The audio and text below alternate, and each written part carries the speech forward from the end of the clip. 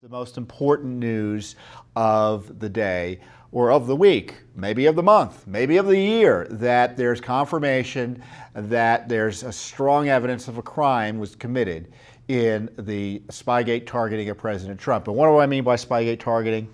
I mean the FISA warrants that we now know about thanks to Judicial Watch's litigation.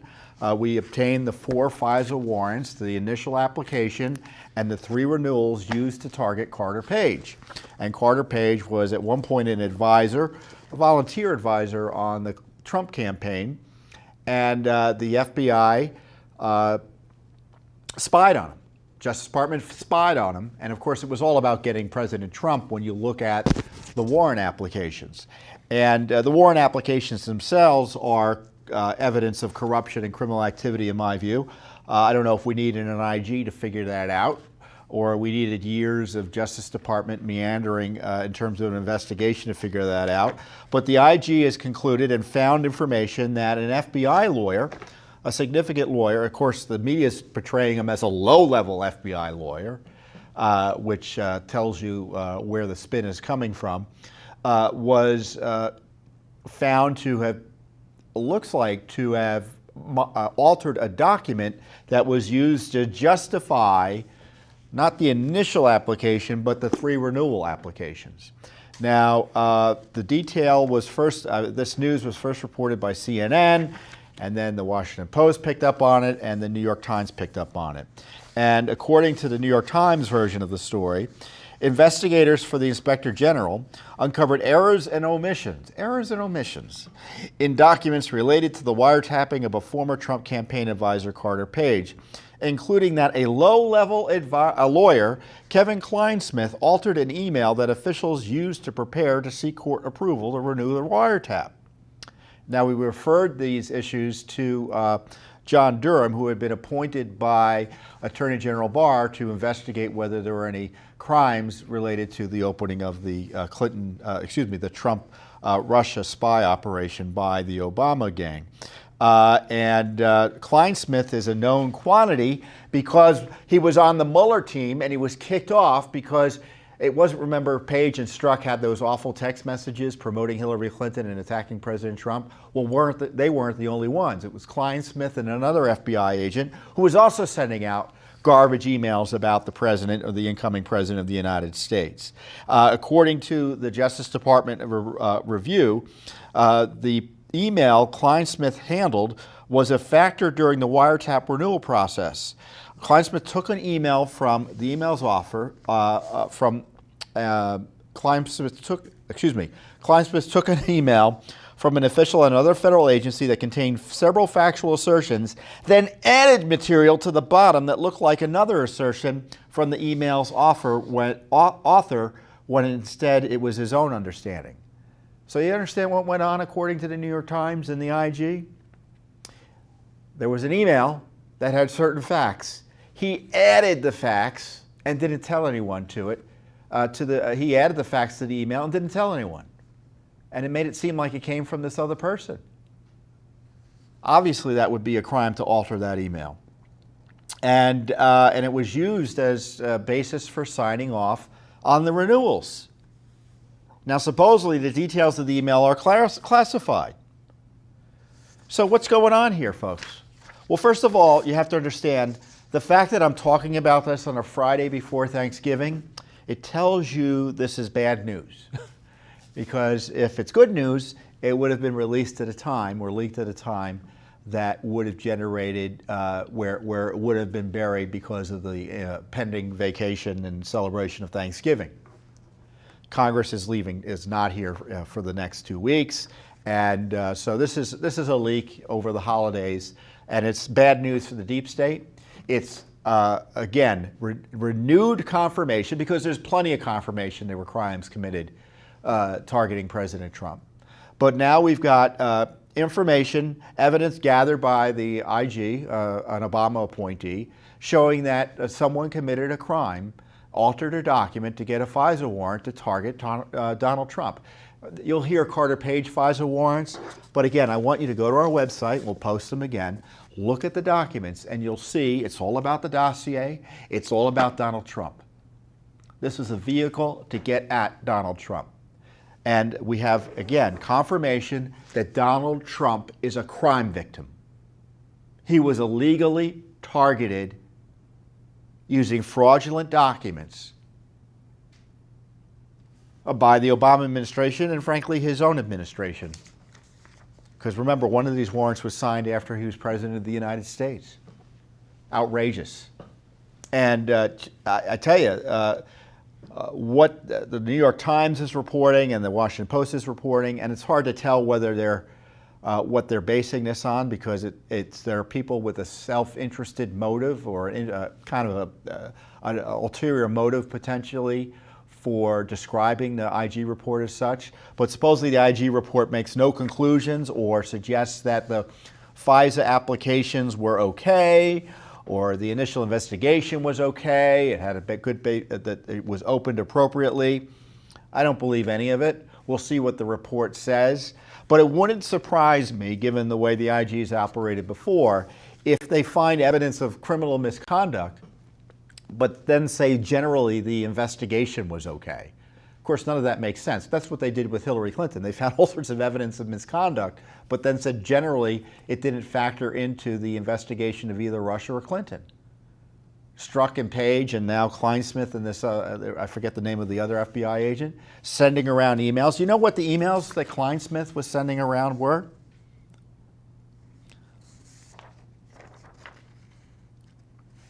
Let me hold on a second. Ah, here it is. Clinesmith lamented Clinton's loss the day after the election, messaging to several FBI employees. So he sent this around the office. I am numb. I am so stressed out about what I could have done differently. What he could have done differently? He's an FBI agent. He really can't do much other than vote. Clinesmith also expressed regret over the reopening of the Clinton email case on October 28, 2016, arguing that it, quote, broke the momentum of the Clintons' campaign. He warned at the time that the belated move would be, which was pressured by leaks of over the discovery of additional classified emails on the laptop of Clinton's aide in New York, Anthony Weiner's laptop, could initiate, quote, the destruction of the Republic. Clinesmith messaged another FBI employee that he was, quote, just devastated, unquote, over Trump's unexpected victory. I just can't imagine the systematic dissembly of the progress we've made over the last 8 years. ACA is gone, that's Obamacare. Of course, it wasn't gone. It turns out he was wrong on that. Who knows if the rhetoric about deporting people walls and crap is true. I honestly feel like this is going to be a lot more gun issues too. The crazies won finally. The crazy, if you voted for Trump, you're the crazies. This is the Tea Party on steroids, and the GOP is going to be lost. They have to deal with an incumbent in 4 years. They have to fight this again. Also, Pence is stupid. Weeks later, he writes, Viva la resistance, signaling he planned to fight back against Trump. This guy was on the Russiagate team. He was doing the legwork on getting spy warrants targeting President Trump, and he was helping Mueller try to put him away. And now it's confirmed it looks like he committed a crime. He resigned shortly after the IG interviewed him about the altered email. To review again, a key FBI lawyer, not a low-level FBI lawyer, the lawyer that did the legwork in preparing information to justify a spy operation against Donald Trump through Carter Page, altered an email in a criminal fashion, according to the IG, and it's been referred to John Durham for criminal investigation. Carter Page is a crime victim. President Trump is a crime victim. Their civil rights have been violated. And what are we talking about here in Washington, D.C.? Removing the president for asking questions about conduct related to this activity. I've said it once and I'll say it again. This coup attack on President Trump is all about this issue. Distracting from the crimes committed to target him. And yes, it involved Ukraine. I'll get into that later. But it goes to show you why it's important that we get the truth out about what went on here. Because there's all sorts of information that, and look at this document. This is the FISA warrant application. Never before released to the American people a FISA warrant application. It was only released after Judicial Watch and others sued. I think USA Today sued. It was only released because the president said, we should release it in response to a declassification request from Devin Nunes and people like that. But look at this is an example of what is not classified. And the email that supposedly needs to be classified, I guarantee it doesn't need to be classified.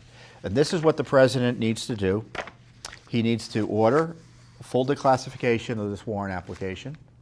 Remember, there's other material in here that, according to those who have reviewed it, would be very scandalous in terms of undermining, again, the Obama targeting of President Trump, showing it was scandalous. And it doesn't need to be classified. And it hasn't been declassified yet. Barr has the authority to declassify it. The president, obviously, has the authority to declassify it.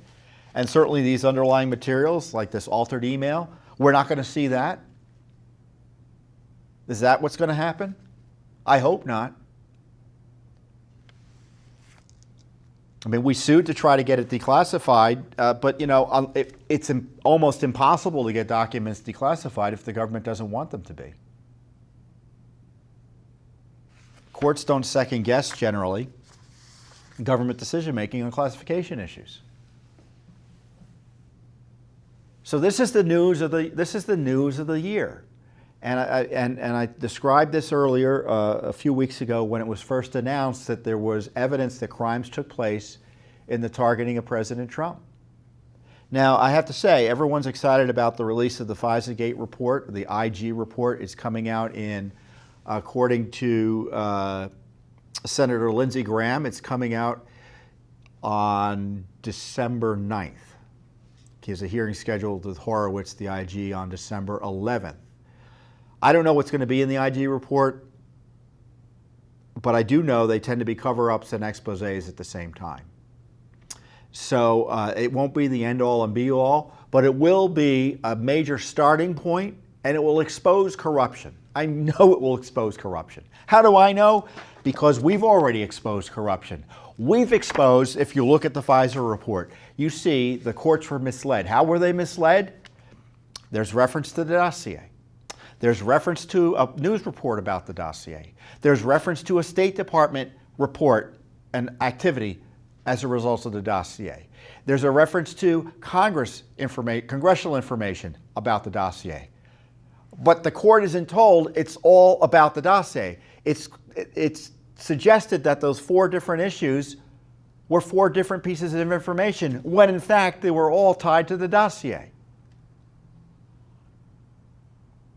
So the court's told, I got the dossier, oh, and I got a report about the dossier, and I have another report about the dossier, and I have a third report about the dossier.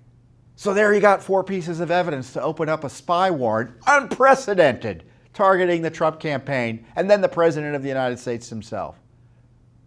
It's the self-licking ice cream cone. Who are your witnesses? We ask. You look at this and you ask them, and they say, me, myself, and I. 3 witnesses. It's absurd. And of course, they were not told, the court was not told, that the person running the dossier operation, or the group running it, was the Clinton spy ring, Fusion GPS, paid for by the DNC, the Clinton campaign through a cutout law firm.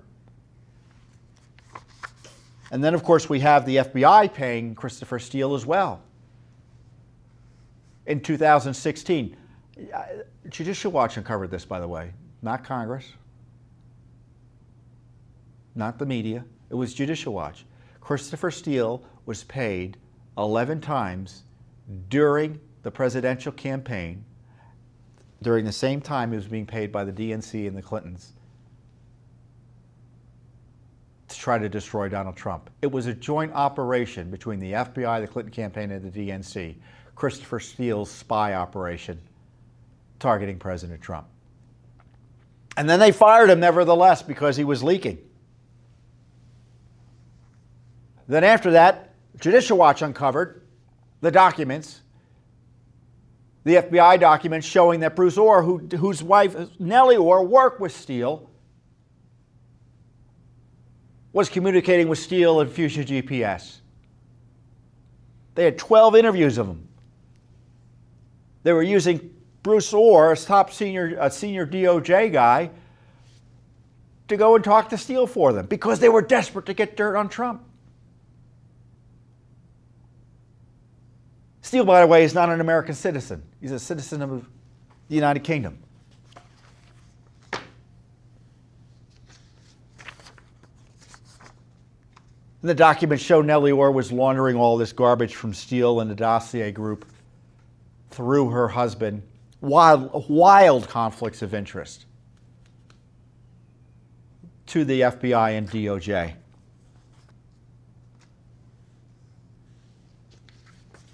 Whatever, who needs an IG? You got Judicial Watch. There was never a good faith basis. And I suspect when all is said and done, this will all be found to have been an inside job in the sense that there were never, quote, any Russian sources, technically speaking, that Steele relied on in this smear job on Trump in the dossier. I tell you, go back and read the dossier. You will see it quite obviously is ridiculous and not true.